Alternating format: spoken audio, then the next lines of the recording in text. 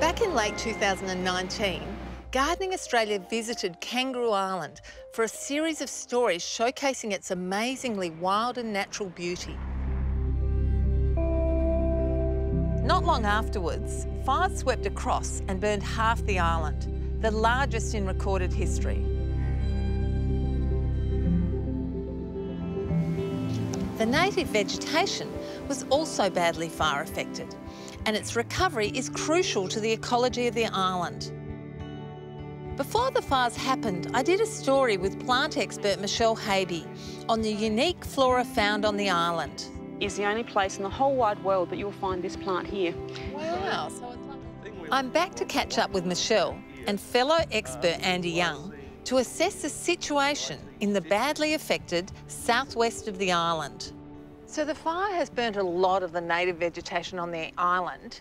Is it an opportunity to study how it all responds? Oh, absolutely. Areas are a lot more open than they normally would be. So we're actually able to get into areas that we normally wouldn't be able to, simply because the bulk of the vegetation is gone. We've still got things we're concerned about, but there's all sorts of things popping up. The more I've got out and about, the more things I'm seeing which I've never seen before. When you're actually getting out into the fireground, you're finding them on a reasonably frequent basis.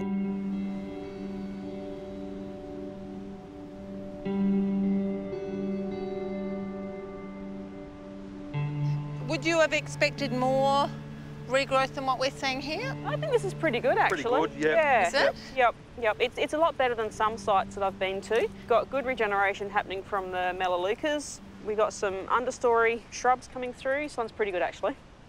And is there anything particularly exciting that you've seen here? Well, there's the Stylidium. So it's a little trigger plant. This one down here. Oh, wow, that is tiny. Yeah, it's tiny, and there's a couple more just scattered over through this area. There's actually hundreds over this hill. So originally there was a small patch of plants just at the back here, and when I came up here a couple of months ago, I just found seedlings all over the place. So yeah, that's quite exciting. So how big does it get? The plant itself can get to about the size of a saucer or so for a big plant, and it's got quite a bright pink cerise flower. And how significant is this? Is this a rare plant? It is reasonably rare, so it's a Kangaroo Island endemic, and it's quite soil specific. So you can see how there's a lot of sheet limestone here with just very shallow soils. Yep. This is its preferred habitat. So wherever you find this sort of landform around the coast of Kangaroo Island, you'll quite often find this little Stylidium there.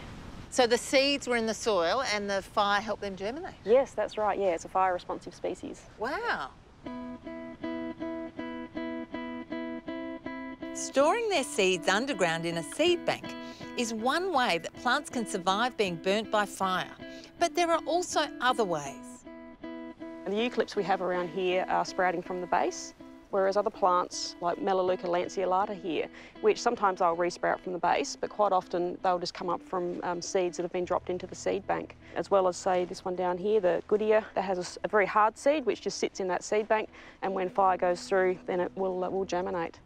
Whereas other ones will have sort of underground tubers, so after the fire's gone through, the plant itself gets burnt off, but then it will resprout just straight from the underground tuber.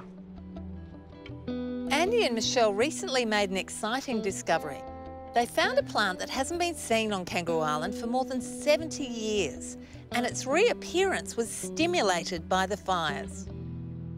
This is Chenopodium morosum. This is a plant that's normally found on the east coast in the mountains. The last time it was recorded here was 1950, which might have been the last large fire to go through this area. And it's a specific fire-responding plant. The seeds are tiny, but apparently they can stay in the seed bank for a long period of time without emerging, and they need that hot fire to be able to germinate and grow.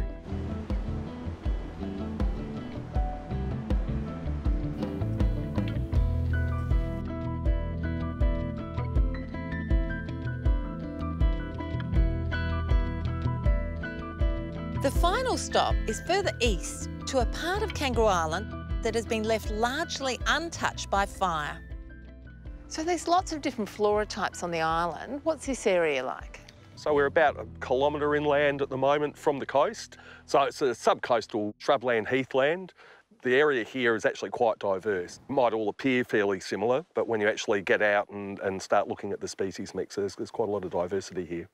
And this looks like it's in a healthy state? Yes, it is quite healthy. So it's fairly long unburnt, so it's sort of at its peak. A lot of the bushes are flowering and setting a lot of seed, which will be, going back down into that seed bank. So when it does eventually get burnt, it should be able to regenerate quite nicely to what it looks like again now. The native plants on Kangaroo Island are proving themselves to be astonishingly resilient. To think that the plant can be seemingly burnt off and dead and then suddenly resprout, so it's just truly amazing. But this good news also comes with a note of caution. Most of the species in this landscape can respond to this fire. However, if we get a drying climate and we start to see these sorts of fires on a more regular basis, then that's where my concern is. That's when I think we're going to see the ecology change and species dropping out of the mix.